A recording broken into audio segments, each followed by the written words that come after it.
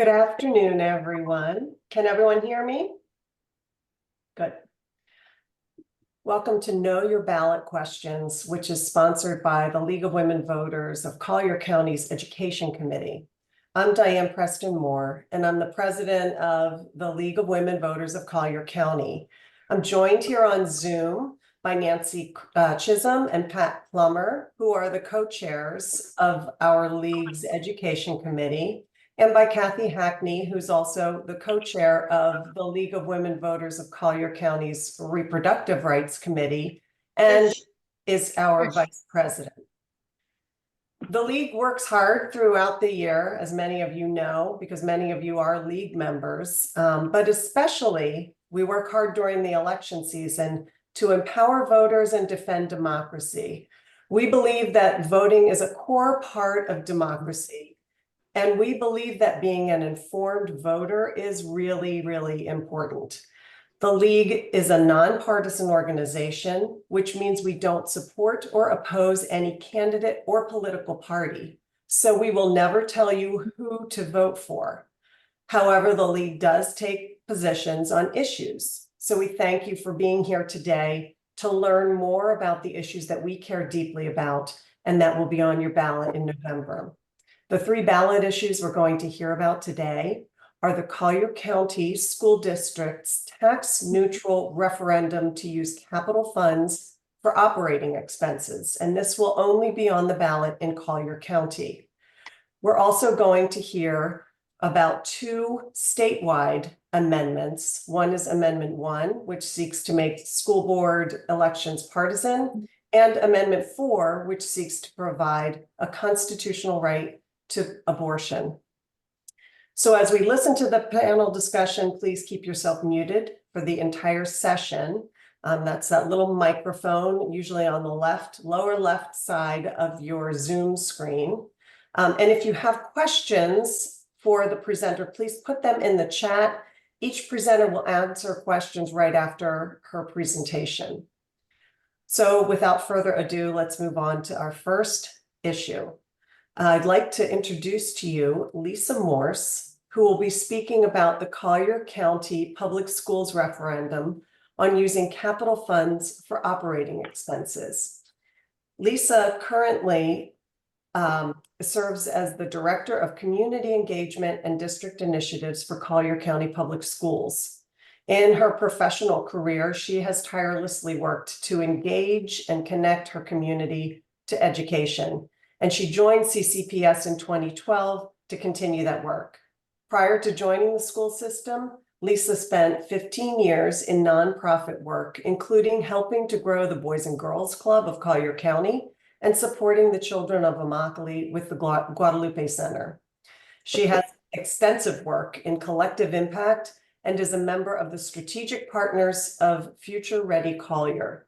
For 15 years, Lisa has been a member of the leadership team for the Out of School Time Initiative through the Naples Children and Education Foundation, and she's a past board member for the United Way, Leadership Collier Foundation, and Angels Undercover. Lisa was born and raised in New York prior to moving to Florida and has a bachelor's degree in elementary education from the University of Scranton. In an effort, once again, to connect her community with education, I give you Lisa Morse. Thank you so much, Diane. That was really nice. Well, thank you. I appreciate all those kind words and everything that you shared. And I'm so happy to be here with you all today.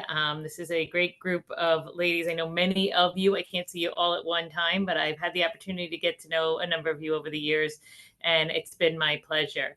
If I can, I'm just going to take one quick second to share my screen and get our PowerPoint up and loaded. And if somebody could maybe, Diane, maybe you could just give me a yes or no that you can see it okay?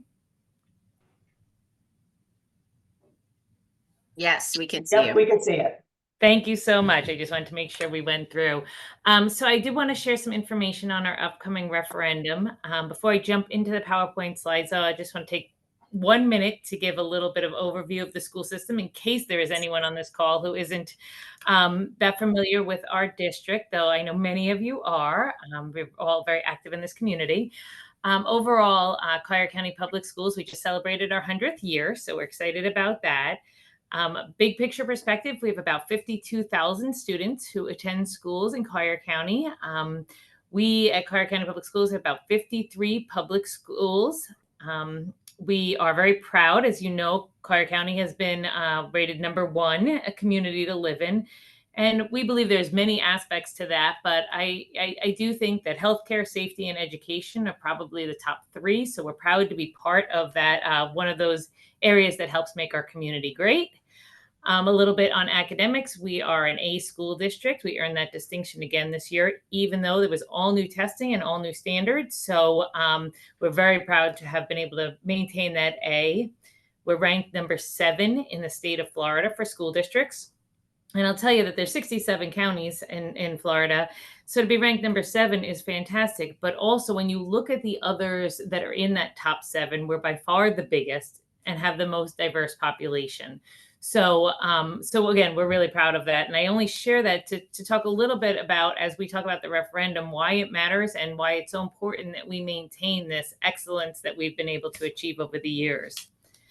So I'm going to just start going through my slides a little bit. As you know, our school boards, our school is on the ballot, school board elections in August, and then we have a referendum coming up in November. I'm going to take a second to tell you a little bit about school district budgets. And actually in my office off screen, you can't see, but I have Andrew, who's our Senior Director of Budget, and Arnav, who is with us as well, who are here in case you have any real questions about the budget that get deeper than my understanding. But I think I have a pretty good understanding, but not as good as they do. But a little bit of background on how public schools are funded. As you know, funding for public schools comes. Entertaining us. Yeah. Thanks for letting us clean the barn. With the school district there, we are funded by state, federal, and local taxes. And our funding is set into 2 different types of buckets. There's the capital bucket and the operating bucket. So capital funds things like facilities, maintenance, equipment, technology, furniture. It's kind of the things and the buildings. Our operating accounts fund our salaries, our compensation and benefits to staff, our instructional materials, all the wonderful things about education from the instructional materials, but also athletics, arts, software, and everything that kind of happens in the schools. So that's a little bit of the difference. And in the state of Florida, a public vote is required to how the school district is going to spend that money and how we're going to tax to bring that money in. So a little bit of overview of the tax neutral referendum. What Collier County's tax neutral referendum is, it's requesting that voters allow CCPS to reduce the capital millage that we bring in and increase the operating millage. So according to state law, we have to ask the public to approve this or not approve this. The funding would start in July in 2025, and it's a 4-year referendum. And the referendum dollars are shared proportionally with charter schools. That's important because that is required by law. So a little bit of history. We have done this 3 times before. We had a referendum in 2008 and a referendum in 2012 and one in 2020.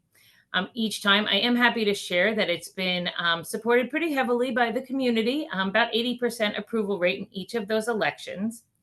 A big difference, though, is in 2020, this was brought in the August election. It was during the primaries. By state law, it is now required to come in November. It has to be during the presidential election on November 5th. So as you can see on the screen, the last time this was voted on, we had about 80,000 voters. And when it'll be voted on this year, we're looking more at like 275,000 voters. So it's a big difference in the amount of people that will be voting on this item. This is another interesting piece that I think makes Collier County different and makes us stand out a little bit. As I mentioned earlier, there are 67 districts in the state of Florida. 44 of those districts have passed referendums. But each of those districts have passed a tax increase referendum. They may have done a tax increase in ad valorem taxes or a tax increase through sales tax. And in fact, many counties have had more than one referendum. So there are a total of 59 additional referendums in the state of Florida that support education, all of which are tax increase referendums. CCPS is in a very unique situation in the fact that we do not need to ask for a tax increase referendum. You know, we stand on the shoulders of decades of fiscal responsibility and conservative budgeting, and we are in a position to be able to bring more money into the operations through this tax neutral referendum without bringing in additional taxes, without asking the taxpayers for additional funding, but rather just this flexibility from capital to operating. The overall goal is really, as I mentioned in the very beginning, our goal is to maintain our high quality schools. I believe that our schools are super connected to the success of our community, the success of our economy, the success of job growth, and to the housing market and to our real estate. So an important part of our community is education. In order to maintain this high quality, the funding is helpful. So the overall goal is to help maintain the high quality staffing that makes CCPS a high performing school district. What you'll see on this screen is the actual ballot language. And the title of the ballot is Continue Tax Neutral Flexible Funding for Collier County Public Schools. And what you can see in the language is that basically it's pretty simple language. It says it's tax neutral.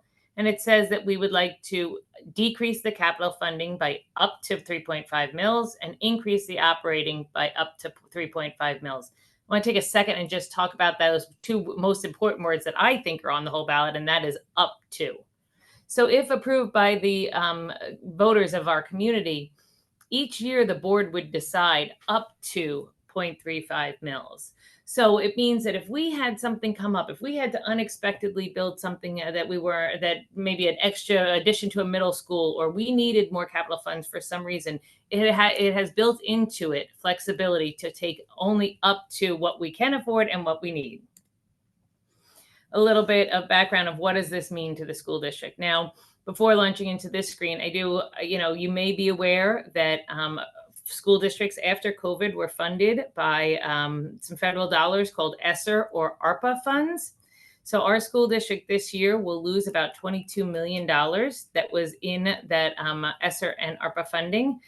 Now, we've been prepared for that for years. We knew that was coming, so we've been planning for that. So we are ready for that. But this is also the last year of the current referendum. If passed, this referendum would allow us to move the money to reduce the capital taxes and increase the operating, essentially putting money into the operating. And you can see in the third column what that financially means to us. It means that it would be about $60 million in the first year, going to about $72 million in the last year. That would be in operating dollars and used for operating the schools. Overall, the tax neutral means that there's no additional taxes for this referendum. We have, as I mentioned, had this 3 times in the past. It's been what has allowed us to be the third highest paying district in the state of Florida for teachers. We have the third highest base salary and the third highest average teacher salaries. A little bit of perspective is that our last salary package, we have 7,000 employees about. Our last salary package to give an increase, it was a generous increase, but to give an increase was $26 million. So to be able to, so this funding flexibility would help with future negotiations. We all know the cost of living here is high, and it would help us with negotiations in our compensation agreement. Now I'm going to stop sharing if I can so that I can see you all again. Okay, did I stop sharing? You did. Okay, excellent. Now I can see you all again. That was a little hard to do because I couldn't see all your faces. But that's the background of what we're working on as our referendum, and a little bit of the basics that I wanted to communicate and that I share with most of the community is why is this needed? This is not in other states. Something like this is not necessarily needed. It's specific to the state of Florida. The funding is legislated this way, and the only way to change it is through public input and a public vote. I did have a little video, but we're having a little bit of problem showing it, so I'm going to skip the video, and I will maybe ask if they want to share that with all of you in the future. But I'd be happy to answer some questions. Turn that over to you. So Lisa, we do have one question in the chat, and everyone else, if you have questions, Please feel free to type them into the chat, send it to everyone, and I'll go ahead and ask Lisa the questions. It's just a little easier to manage the questions that way. We have one question that says, what do opponents say about the referendum? All right, thank you. Well, I would probably say that the biggest opposition to this is if you can afford a little less in the capital bucket, why not just reduce taxes?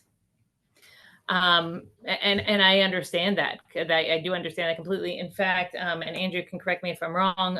Andrew is kind of off to the camera, and I'll have him come in. But we did, the board during the budget meeting did actually, it was not the final meeting. The final meeting is in September, but they actually did vote to reduce the property taxes a little bit. So that is great. But the other thing that I would say is that Collier County is the 4th lowest taxing percentage for schools in the state of Florida. So we do have a very, very low taxing. In fact, if you took a $500,000 house in Collier County and a $500,000 house somewhere else, we pay substantially less taxes than the rest of the state for schools. We have high tax values, so our taxes seem and feel high for us, for the property owners. But percentage-wise, they're the 4th lowest in the state. You know, being able to maintain our tax rate and be able to support our operating in the way that gives an advantage to the operating and to our schools, you know, that would be what I would argue against. Okay. And we have another question. Can you explain how the CCPS policy to pay for school construction without bond funding or borrowing relates to this capital fund versus operating fund referendum? Absolutely. So I will let Andrew jump in on the actual policy, but I will tell you that we paid for Aubrey Rogers High School, which was almost $100 million, without taking out a bond. We had saved that money. In fact, we hadn't built a school in 18 years. So we had been able to really save for that. We have 2 new elementary schools, one opening this August and one opening the following August, both of which will paid for without taking out any bonds. They'll be paid for essentially in cash, not actual cash, but without any debt service. The other thing that I want to mention is that in 2026, CCPS is set to be debt-free. That is very rare for a school district to be debt-free. And to put that in a little bit of perspective, we pay about $40 million in debt service right now. So that is $40 million we will not have to pay in 2 years from now. 26. In 2026. So I don't think, Andrew, correct me if I'm wrong, I don't think there is a policy to not bond. It's a philosophy of not taking on debt and having our future generations absorb that debt if we can afford to not do that, which we happen to be, again, from great financial planning, decades of this, we happen to be in the position to not financially have to do that. That is correct. And I'm going to apologize. Lisa is so well spoken. She's intimidating to go after. But that is correct. There's not an official policy. At the moment, we are collecting roughly $187 million through our capital tax millage rates. That $187 million is planned for in a traditional 5 and 25-year plan. It's all out there on our website if anyone would like to see what our plans and intent for this money is. But to more specifically answer that question, Aubrey Rogers, for example, was $97 million. As Lisa had mentioned, I had worked with a couple of our bond experts, and had we gone to the bonds to pay for Aubrey Rogers, we would have incurred about $40 million in interest rates over the next 20 years. So in order to save taxpayers that $40 million, we do a great job of getting out ahead and saving for these schools and these needs. Now, we have seen an increase in students, and we have seen an increase in capital needs. For example, the 2 elementary schools that we are in the process of building, one opening in August of 25 and the next one opening in August of 26. So as long as we are able to continue to pay cash for these, We're going to keep stretching our capital dollars as far as we can make them without taking on any interest, because we believe it's a better use of taxpayer dollars to pay for the asset up front and not burden the taxpayers with interest. Great. Thanks for chiming in. I'm just going straight down these the questions so that we don't miss anything. Someone asked, what kind of money does the millage represent? So the millage, I have a paper copy of my slide here, but so let's just say, for example, next year, the school taxable value is about $180 million. $180 billion. Thank you. That's embarrassing. So what it would mean to the school district if we did 0.35 mils reduced in capital and increased in operating, it would mean about 60 million additional into the operating. Does that answer the question? I think that's what the person was asking. Okay. And there is a slide in there. I know that you said you might share the slides with a little bit of detail of how that works out each year. In total, it's $266 million that would move over the 4 years, that would be moved into operating to continue to, and I'll be honest, about 80% of our operating is staffing and salaries. So really that's what it's supporting, is the teachers, the people in the schools. Okay.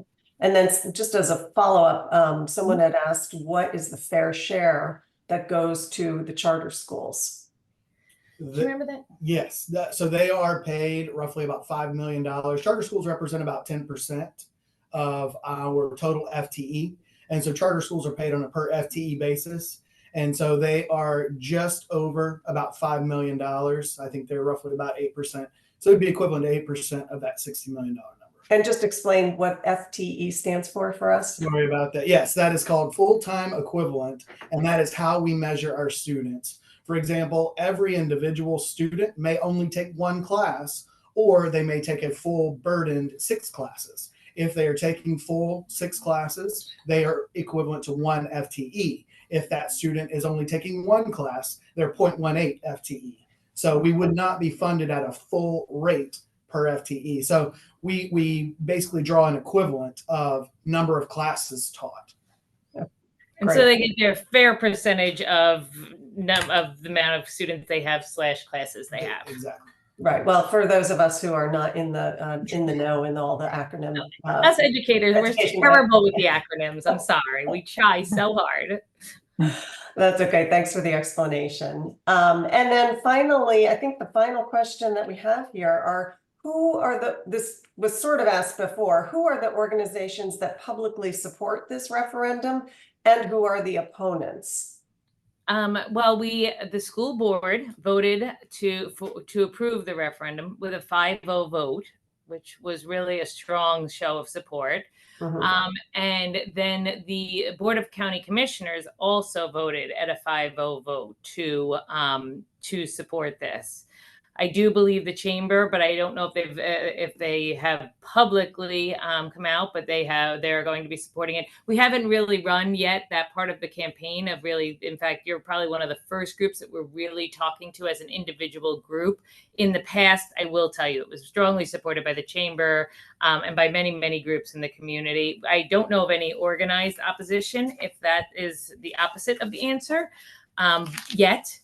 But again, we're a little early in our campaign, but with the 5-0 from the school board and a 5-0 from the Board of County Commissioners is how we're launching. Okay, that is all of the questions that we have in the chat. So I just want to thank you, Lisa, for taking the time to inform us about this really important referendum for the public schools in Collier County. And we appreciate all you do for our schools and for our community. And then to moderate the discussion for the next issue, I will turn the program over to Nancy Chisholm, who's the co-chair of our Collier County League's Education Committee. And I should also mention that she is also the co-chair of the State League's Education Action Committee, and she's a tireless advocate for public education. So I give you Nancy. Thank you, Diane, and thank you, Lisa. Very clear and concise presentation. I appreciate it. I have the pleasure of introducing Rosemary Nilles. Rosemary is a retired public school special education teacher, also an administrator and consultant. She's originally from Pennsylvania. Since her retirement 11 years ago, she's found a passion for volunteer community service, especially with the League of Women Voters. Rosemary serves as vice president of the League of Women Voters of Citrus County and is also the education chair and gun violence prevention chair. Rosemary is very active on the League of Women Voters of Florida statewide education action team. She was a co-author of the League's white paper on Amendment 1, partisan school board elections, and the related trifold brochures on partisan versus nonpartisan school board elections and voting for school board members. We can make those trifolds available to you as well. With input from state leadership, she developed today's presentation on Amendment 1 for our Speakers Bureau. Rosemary remains an active voice for public education in the community, speaking at public meetings and volunteering for the Curriculum Materials Review Committee for her local school district. Along with her work in education, Rosemary is also active with the League of Women Voters of Florida's Gun Violence Prevention Action Team. And as a League member, she continues to bring the message of safe firearm storage to community events. She writes frequent columns and letters on education, gun safety, and other relevant topics for the local newspaper. Rosemary, we welcome you and look forward to your presentation. Thank you so much. I'm so glad to be here with all of you and I wish you a good afternoon. Yes, we'll be talking about Amendment 1, partisan versus nonpartisan school board elections. And the thing is, the outcome of this vote could have a huge impact on public education, not just for your local school districts, but for education across Pennsylvania. So we hope to explain to you all the implications and how we currently vote for school boards. I do want to explain that this presentation is not the same as the League of Women Voters of Florida's overview of all 6 amendments. That's also offered this year, and that does not explain the League's positions. This particular presentation, after careful study and the work that's already been done, does take a position from the League, and we will share that at the end. Let's put this. Okay, and you're already familiar with the League. I think most of you are League members, and we don't take positions, but unless we've carefully studied. I meant to say we don't endorse or oppose, but and this was an issue that was carefully studied, and so that's why the League has chosen to take a position on partisan school board elections. Just since we're talking school boards, let's remember what school boards do. These heavy language is the exact language from the Florida Constitution, and just those 2 things alone show the terrific amount of responsibility we give our elected school board members. But breaking it down, they work on curriculum and behavior standards, school policies. They establish school buildings, new schools, closed schools, attendance areas, the calendar, anything that has to do with personnel, salaries, and professional conduct, including administrators. So it's a very serious set of responsibilities. Consider the huge impact that school board members have on so many aspects of your community, whether or not you have children in the schools. So this big vote is coming up on our ballots, and it would require our school board elections to be elected in partisan elections. That's an all or nothing. So it's not by county. Whatever 60% of Florida voters decide is what will happen across all of our school districts. Now, our school districts have been nonpartisan. Our school district board member elections have been nonpartisan since 1998.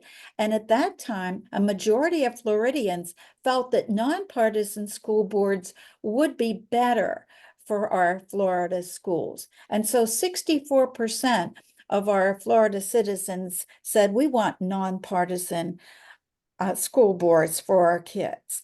So if the amendment would be passed, we would become part of Florida's closed primary system, and a lot of things would change, and it really is impactful. So I'm going to explain a little more.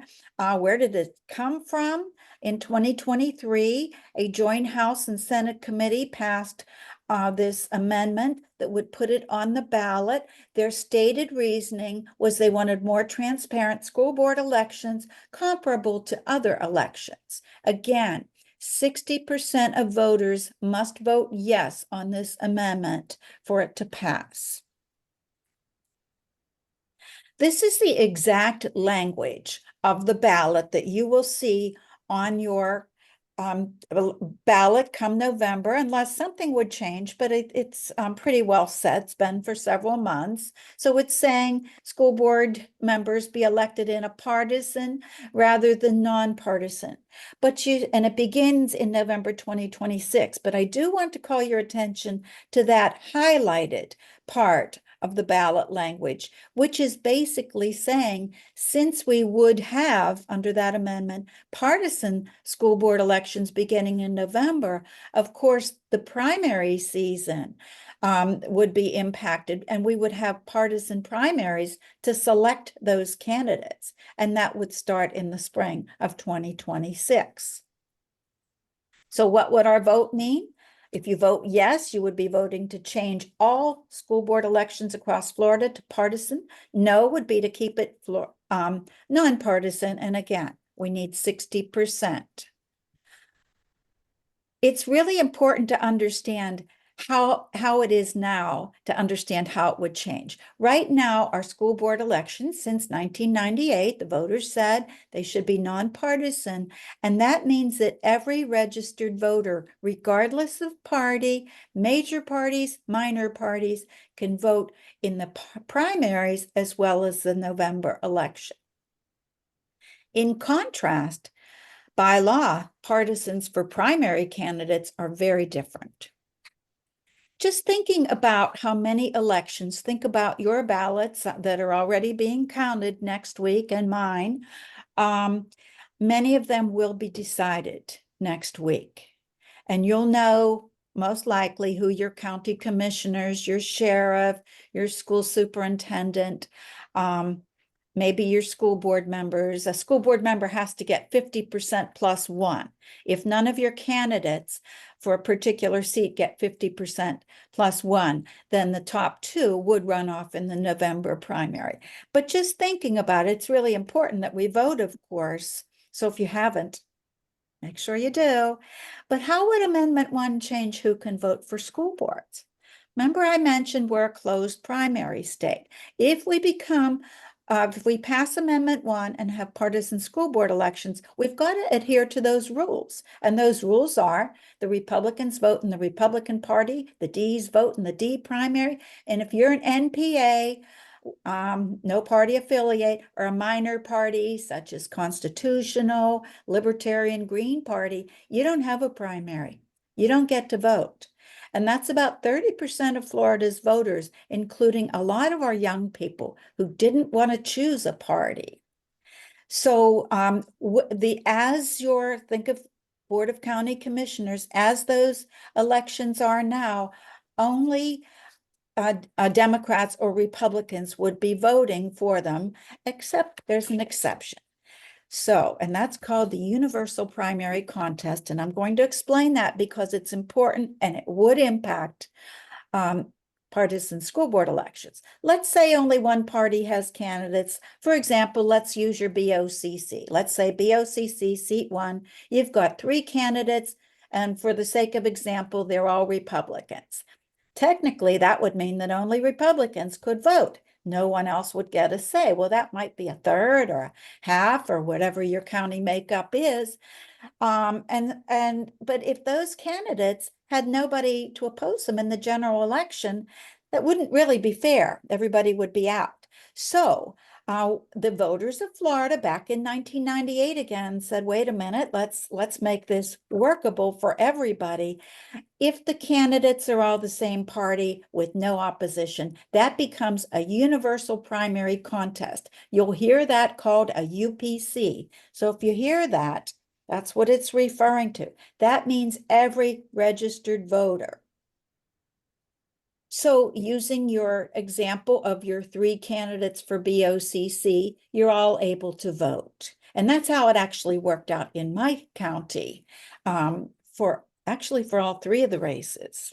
Doesn't always work that way. This year it did. Okay, but there is an exception to the exception, and I want to take the time to explain it because it impacts each of you who live in Collier County. It impacts many, many Floridians.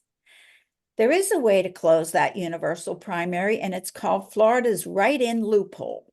Go back to our example of the 3 BOCC candidates, and you're all set to have a UPC because they're all the same party. Well, a candidate can declare to be a write-in candidate for November. Well, now there's opposition to those 3. A write-in candidate doesn't have to specify their party, and they only run in the November election. They close the primary to everyone but members of the party having the primary. Now, who does this? It tends to be a member of the same party. Both parties do it. The Dems do it, the Republicans do it. They do it intentionally to close the primary to only their own party. The write-in candidate often doesn't even campaign or have a budget. Sometimes they're called ghost candidates. This happens in many counties. Again, both parties do it. I have new information that I got yesterday that in 2024, this year, 2 million Floridians are being excluded in primary elections because of ghost candidates who declared as write-in candidates. In your own county, Collier County, 119,168 voters are closed out, not allowed to vote in the election. And that's for 2 seats, your property appraiser and your supervisor of elections. It could happen with any partisan election. So, and over the years, there's other research, 8 million between 1998 and 2022. So think about what that would do to your school board elections, to our school board elections, if they were partisan. That loophole could be and likely would be used. It's happened to you this year. It's happened to me in the past. Nobody likes being closed out of elections. Okay, and just to add one more thing, you probably know this, but maybe not, that legislation passed in 2023 allows candidates from outside your county to run for your local school board. So perhaps someone from Duval County says they want to run for Collier School Board. It's allowed now.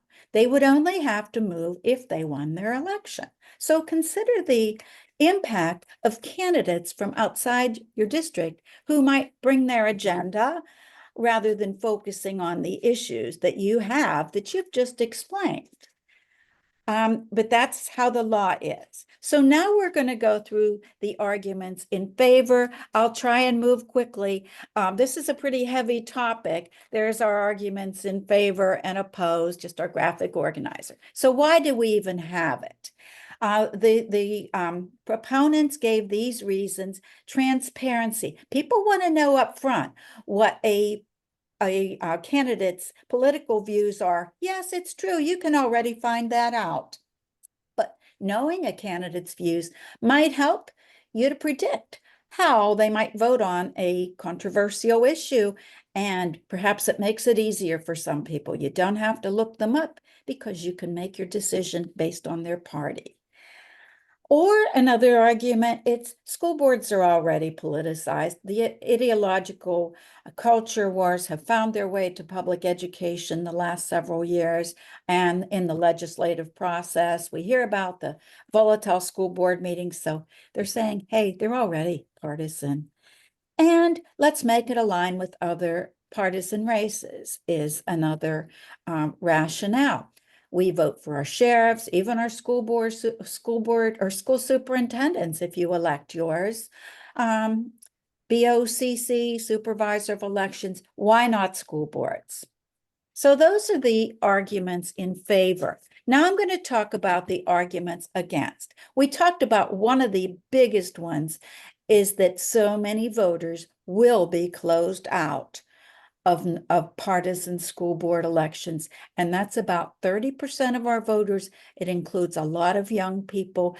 If the write-in loophole is employed, which this year it was employed in huge numbers, even more people will be excluded. So we've already gone over that. There are other reasons, though, that we really thought about. We like the idea of nonpartisan because they have the incentives for collaboration, for compromise. Unpopular decisions have to be made sometimes. They're not easy to make, but opponents are concerned that partisan school board members may make their decisions based on party line or their party's agenda rather than a true understanding and first-hand knowledge of your local issues. So we could end up with that politically charging, which would then lead to polarization of school board operations. We need that collaboration and compromise for the greater good of the district, for the students, for the taxpayers, parents. Opponents are concerned that the partisan school board members could increase that, with the board then focusing on pleasing their parties rather than what's doing best for the kids. And that could result in problems not solved, needs not met, and school board decisions based on party politics, not what's best for the students. So you see the cascading effect, and there's more to that cascade. We like having diverse community perspectives in our schools, and the nonpartisanship does promote that. But think about volunteers. Many of you are volunteers, parents, retired educators, other caring adult members, work with teachers, library media specialists, most importantly, the kids before, during, and after school. And by volunteering, volunteers provide an enriched experience, personal connections with diverse points of view on the PTO, on the school advisory, the SAC committees, on school board advisory committees such as budget, curriculum. So we're bringing a lot of different perspectives with diverse volunteers, but then think about how partisanship and politicization could really create those ripple effects and discourage community volunteers to bring their perspectives. And then think about school boards and employees. Tying school board elections to a party might discourage a board member who might be a wonderful board member who doesn't want to be affiliated with a particular party or a particular ideology. And that might also impact excellent teachers, well-qualified administrators who just don't want to get into the partisanship. We think our school boards are more likely to thrive with diverse perspectives and experiences brought to the table. And now this is the last slide about no, but there's a lot here. Again, more of the cascade. Think about the purpose of a school board campaign. You want to inform voters of the issues and potential solutions, and each candidate wants to explain how they would address that particular issue, if they even believe it's an issue. But opponents of Amendment 1 suggest that the campaigns may become highly politicized. Rather than talking about educational issues, local needs, it could become the agenda of a political party. And then that narrow focus on political issues could lead to really vitriolic and ugly campaigns that could discourage voter turnout. And then changes to campaign funding. Think of over the last 10 or 15 years, how campaign contributions have grown exponentially. But think about nonpartisan school board elections. They've traditionally been local affairs, smaller contributions, local people involved. If school board elections become partisan, we may see more national parties getting involved, political action committees, especially in the larger districts. We already have the governor promoting certain candidates. Again, it all cascades one on top of the other. We've already talked about the impact of non-resident candidates who bring an agenda. They might choose to run or be chosen to run outside of their home districts to bring a particular agenda into a selected district. But they'd lack the experience, the familiarity, perhaps the commitment to district issues that we should, as voters, be able to count on.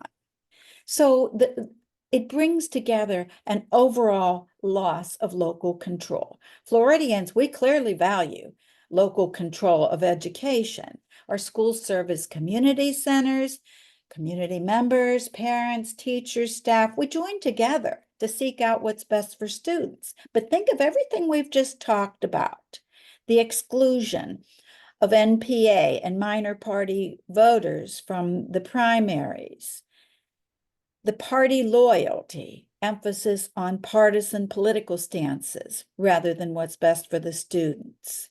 The outsized campaign contributions, the vitriolic campaigns that turn off the voters, the out-of-district candidates, all of these can lead to an erosion of local control, with partisan politics overshadowing the best interests of students, families, staff, residents. So it should come as no surprise that after careful study, the League of Women Voters of Florida does recommend a no vote. We're a strong supporter of public education. We believe that public education is the cornerstone of our democracy. We believe that public education should be free from outside political influences. We believe that teachers, parents, administrators, community members, school boards working together without partisan interference will make the best educational decisions for our students. We believe that school boards will better serve our students, parents, teachers, and school communities if school board elections remain nonpartisan. So I do have some references and some resources for you. This is the voting for school board members. Now, of course, that voting period is almost up. Your elections will most likely be over by next by next Wednesday, unless unless two candidates are close. This is the partisan versus nonpartisan school board elections. It pretty much summarizes everything I've said today. We also, for more detail, have a white paper on partisan school board elections. All of these are available on the League of Women Voters website. If you scroll down under education, keep scrolling. And I know Nancy can also get you those. So I want to thank you for your participation and attention. Remember, we talked a lot about voting today, but it was only in the context of showing you what the impacts of changing to partisan school board elections might be. We are not experts on elections, so we want you to always take your specific election questions to your local supervisor. But a reminder, keep that registration up to date. It's a little late to request vote by mail right now, but of course, get out there and vote. So again, we want to thank you and hope we've shown you the importance of your vote come November on this important ballot issue. Thank you. Thank you, Rosemary. We really appreciate how you went through that ballot issue so thoroughly. It's quite a lot to entertain, especially with the ghost candidates. I did not see anything in the chat that was a question, but there's a lot of support for the league's position. So I'll keep monitoring. Do you have questions among you, our participants, for Rosemary?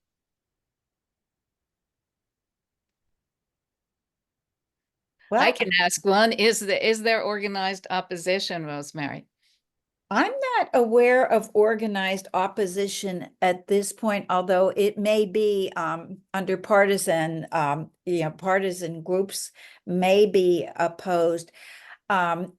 I will say that this in the state House and Senate was done along party lines. So if there is organization, it may, or if there is opposition, it may be along partisan lines. I'm sorry, I don't have that answer. And we may be able to find it in the League of Women Voters amendments, the presentation on all 6 amendments that I can find out and get back to you. And this is just a comment or an observation that we have different ways of getting amendments on the ballot. Sometimes they come from the people, but this one came from the legislature. So for whatever that's worth, it's a different source than the amendment that we will be talking about in just a couple minutes. Thank you for pointing that out. It was imposed by the state legislature. Otherwise, we wouldn't be voting on it. I did happen to read something that looked at or projected what the support is for the various amendments, and it did not look like this was going to hit 60% at this point. But that was just an informal projection. Nothing is certain here. Okay, do we have Laura? Yeah. She just lists the opposition to the, so we have some informational items coming in the chat. And as Rosemary indicated, we will make an attempt to put these slides up and make them available to everyone who participates. Are there any other questions for Rosemary?